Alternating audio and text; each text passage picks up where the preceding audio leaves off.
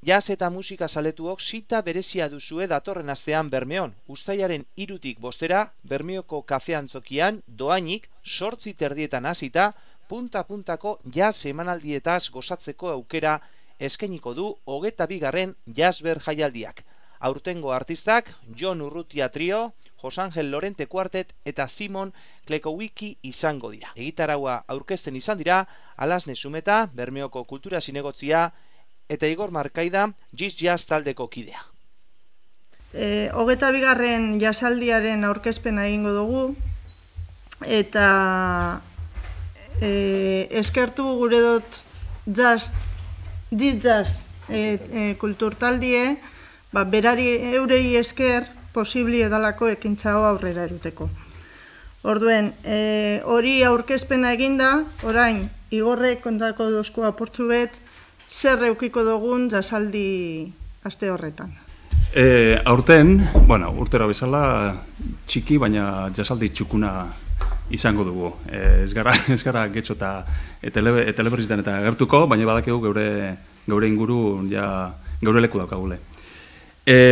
Izango da 3 saioko 3 eguneko jazzaldize, eta izango ditugu, oizan bezala, 2 talde getxoko lehiaketara datozenak, eta beste bat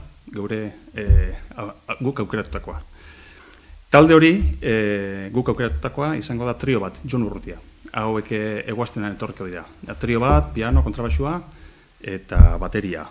Jon Urrutia hauek Frantzian daude kokatuta, eta oso ibilbide luzea dute, pasan urtean diska batea zuten, Panama Papers, eta proiektu horrekin datoz gure jazzaldira.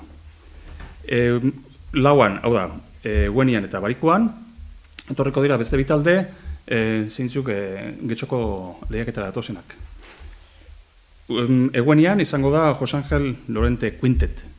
Hau da, guaztenian 3 bat izan badugu, 5 bat izango da Eguenian. Hoien berezitasuna apurtzu eta gitarra eta piano batera gotea. Taldearen liderra, saxofonista jolea da, Jose Angel Lorente, eta berarekin gitarra, pianoa, kontrabaixu eta bateria. Eurepe, ez bakarrik getxoko lehiaketara, baizik eta euren proiektua aurkeztea datoz. Diska bat atea zuten pasan urtean, Raizez izenekoa. Nahiko jazz, zabala eta freskoa egiten dute. Barikuan, jazzaren azken egunean, jazzaldiaren azken egunean, izango dugu Simon Klekowicki Sextet. Hauek Polonetik datoz, hauek ere getxoko lehiaketara parte hartzea datoz. Hau 6kote bata, ematen du egun batetik bestera musikari gehiago egitzen ari gara. Hau, talde honen berezitasuna da, baize instrumentuten dauela oso sendoki inorretuta. Bera taldearen liderra, Simon Klekowicki, joten du berak tromboia, trompeta eta tuba. Eta horretaz gain, beste saxo alto tenor, beste saxo jole bat, eta beste saxo alto jole bat, egongo dira. Orduan ikusi dezakezue, zelako soinua izango dela oso handia eta oso berezia.